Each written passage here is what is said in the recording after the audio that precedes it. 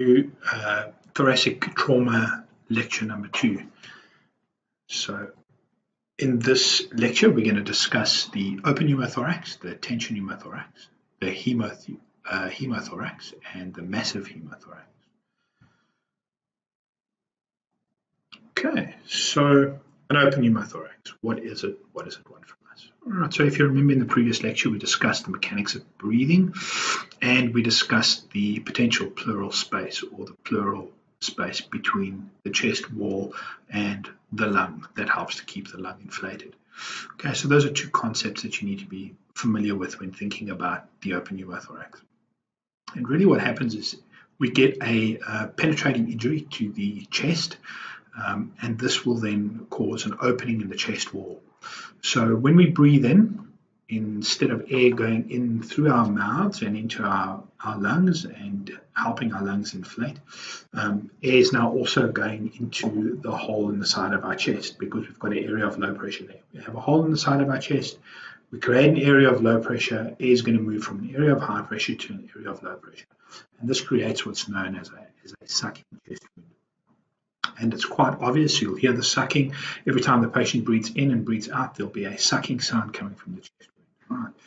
So basically what happens is air enters the pleural space, your ventilation is impaired, and hypoxia results from that open pneumothorax. So the signs and symptoms, obviously proportional to the size of the defect, but the main thing that you're going to see there is sucking of the chest wound. Now, this can develop into a tension pneumothorax, which is the next thing we're going to discuss. So you need to treat this as soon as possible. It's a preventable cause of death, and it's something that we have a lot of control over. Okay. So how do you treat it? Well, you want to place a chest seal over the chest wall defect. Preferably a vented chest seal, so a chest seal that allows air to move out. So it's a pretty simple concept. You place the chest seal over the injury. Every time the patient breathes in, the chest seal will flap closed and not allow any air to go into that chest cavity.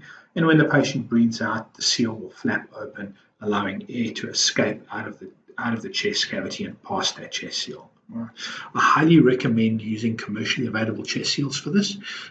The reason for that is there isn't really a tape known to man that will stick to a bloody, sweaty, hairy, grimy chest. Okay, so try to use a vented chest seal that's commercially available. Otherwise, you can contrive a chest seal with a piece of plastic and some tape. But like I said, the tape probably won't.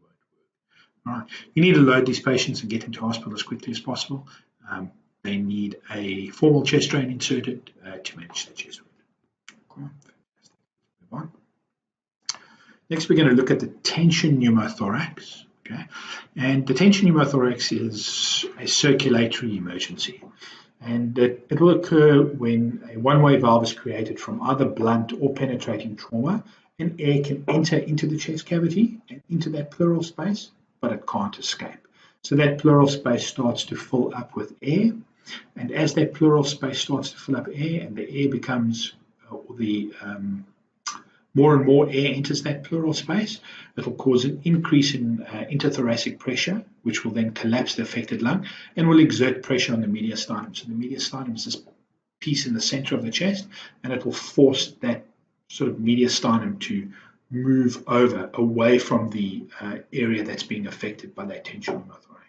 As it moves over, it's obviously going to kink off those blood vessels that come into the heart. So the inferior vena cava, superior vena cava, those blood vessels will kink off. That will decrease the amount of blood or preload that the heart is getting, or the amount of blood going into the heart, and you'll get the resultant sort of physiological effects, so the shock and the insufficient tissue perfusion will occur as a result of that. Right. So here's just a diagrammatic representation of the tension pneumothorax. As you can see over here, you've got a space over there that's been created as a result of air moving into the chest cavity and infiltrating that potential pleural space. And as every time the patient breathes, air goes into that, or air will escape out of that lung. If it's a damaged lung, air will enter this pleural space, get trapped in there. It won't be able to leave via the occlusive chest seal or via the vented chest seal, and it will start to exert pressure onto the mediastinum over there, kinking off the blood vessels. Some of the stuff you're going to see there with this type of injuries, you're going to have distended neck veins, right? Because we've got increased interthoracic pressure over here. The blood has nowhere to go, so it starts to build up in these neck veins over there, so we get those big distended neck veins. We'll get tracheal displacement towards the uninjured side, so obviously this air bubble over here inside the chest is pushing this mediastinum across, and as a result, the trachea will deviate. Very late sign, not something you're going to see in the pre-hospital environment. You might get some subcutaneous emphysema, so that's the bubble wrap we spoke about in the first lecture. Right? Patient will become very apprehensive, very agitated, very anxious, and we need to treat this as quickly as possible. Again, this is a reversible cause of death, and there's a very simple way to treat it. We're going to talk about that in the next slide. Okay. So with a tension pneumothorax, what we can do to relieve that is we do what's called a needle thoracentesis, where we insert a needle into the chest wall to allow that air to escape. There's two places that we can insert that needle, between the second and the third intercostal space and the mid-clavicular line. So you find the clavicle, you find the center of the clavicle, you feel down two intercostal spaces, and we're going to insert it into that intercostal space. Now, we need to insert it directly above a rib and not below a rib. So if you remember the first slide I showed you, that bundle of vessels and nerves that lie underneath the rib, we don't want to insert the needle or damage that bundle of nerves that lies directly underneath the rib. So we're going to go over the top of the rib in the between the second and the third intercostal space. We'll go over the top of the rib. Alternatively, you can go between the fourth and the fifth intercostal space, and this you'll find in the mid-axillary line. So this is directly underneath the arm. That's the mid-axillary line. We're going to feel for the fourth and fifth intercostal space from the chest side, and we're going to insert the needle. You want to, when you do the chest decompression, you want to use a 14 gauge or a 12 gauge. Very often with 14 gauge, the needle is not long enough, and this is particularly true for patients that have a lot of adipose tissue, so a lot of fat, or lots of breast tissue around that area, or patients that are supramuscular, so it's really hard to get that needle through that. So 12 gauge is always better. A 12 gauge needle is a lot longer, and it will be far better to use. You want to then load and go with these patients. They need a surgeon, and you may be required to insert further needles into that chest, and we're always going, when we insert the needles, we're always going to move to the outside, not towards the inside. So if you've got your 12 gauge needle, mid-clavicular line, between the second and the third intercostal space, you're just going to move towards the outside of the chest and insert further needles. You're going to again see those distended neck veins. Your patients are going to get very, very anxious. You're going to hear decreased chest sounds on the injured side. You're not going to get, so if you listen with your stethoscope, you're not going to get good air entry on the side of the injury. Okay, eventually that side of the chest will become so inflated that you'll get that paradoxical movement. So the one side of the chest will not move while the uninjured side will ventilate, but the injured side will not ventilate because it's full of air. Right, so that's one of the things that you'll see. Very important to decompress that chest. It's a life-saving technique, so you need to go ahead. Right. Get the patient to hospital as quickly as possible. The patient needs a surgeon. Fantastic. Let's move on. Next, we're going to talk about the massive hemothorax. Okay, so if a pneumothorax is air in that chest cavity, then a hemothorax is blood in that chest cavity. And we're going to see some of the same signs and symptoms that we did with the tension pneumothorax. So the patient's going to be anxious, they're going to be confused, they're going to have poor mentation, so their level of consciousness will go down. Neck veins, you might see distension of the neck veins depending on the amount of blood loss in there, but we do know that you can lose about 1.5 liters in each side of the chest. So a total of 3 liters inside that chest cavity. A patient who's lost 3 liters of blood inside their chest cavity are not going to have any blood left in their veins for their veins to become distended. So a lot of the times those veins will be flat as a result of the hypovolemia from the large amount of blood that the patient has lost into the chest cavity. Breath sounds will be decreased.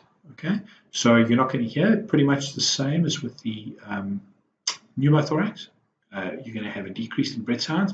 And if you percuss the chest, and remind us to show you this when you come to your red school, ask us to teach you how to percuss a chest, and you're going to hear hyperresonance, which is a very dull sound on the chest as you tap on the chest. And obviously these patients are going to be in shock as a result of a large amount of blood loss. Okay, these patients need a formal chest drain, so you need to get them through to the hospital as quickly as possible. All right. That's just a visual representation of what it looks like. Okay. So you're going to have some cyanosis. Your neck veins may be flat due to the large blood loss, or they may be distended if the blood loss is not that great. You're going to have breath sounds that are absent, and you're going to have, on percussion, you might have some hyperresonance. Okay. Fantastic. You want to load and go, treat these patients for shock, give them fluid if they need fluid. So we're only going to give fluid if they have a blood pressure lower than 80 systolic, and we're only going to give fluid till we get their blood pressure to between 80 and 90 systolic. We don't want to push it any more than that. All right. If we give them too much fluid, we may cause other issues, hemodilution. We may pop any clots that patient has managed to form. And obviously, as you increase pressure, as you increase blood pressure, the patients are going to bleed more and more into that chest cavity. So we want to keep that blood pressure at 80 to 90 millimeters of mercury. And then obviously you want to monitor for attention hemopneumothorax, same principle as the tension pneumothorax. Okay. Next, we're going to talk about the flail chest. The flail chest's definition is pretty simple. 3 or more ribs, or 3 or more adjacent ribs, are fractured in at least 2 spaces. And this creates what's known as a flail segment. You can see the flail segment over there. Right. Usually it's in the front of the chest, very rarely in the back of the chest. When the patient breathes in and out, okay, you're going to get paradoxical movement. So the flail segment will rise and fall in the opposite direction of the rest of the chest. So you'll get that paradoxical movement. Sometimes you might actually get a flailed sternum, where the sternum is actually fractured and breaks away from the actual chest, and you get that flailed sternum. Not very common. Don't worry about it too much. You need to monitor these patients for tension pneumothorax, and you need to monitor them for tension pneumothorax. If the patient has a tension pneumothorax, you want to decompress their chest with a needle thoracentesis. Very important. Okay. And you're going to pick that up by, again, seeing those signs and symptoms that we've discussed. So make sure that you are aware of what those signs and symptoms are. Fantastic. So treatment, okay, so assist ventilation. You want to load and go. Again, this is an emergency. You want to try and stabilize the flail segment. And we can stabilize the flail segment just by placing a blanket over that flail segment and taping it down, or putting something rigid over the flail segment and taping it down just to help to stabilize it. And then you want to monitor for pulmonary contusion, hemothorax, and pneumothorax. And we'll talk a little bit more about pulmonary contusion a little bit later.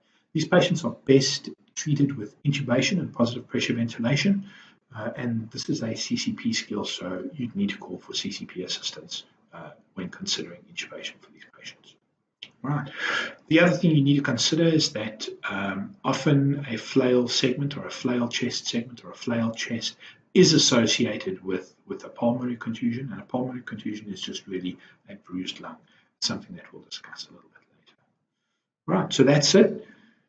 That's the end of lecture number 2. Important things to remember is the mechanics of breathing, how the mechanics of breathing allow air to enter into the side of the chest or into the chest cavity. These presentations are available for you to look over, so you can go ahead and read these presentations. Make sure that you understand the difference between a open pneumothorax, a tension pneumothorax, a hemothorax, a massive hemothorax, and a flail chest. Fantastic.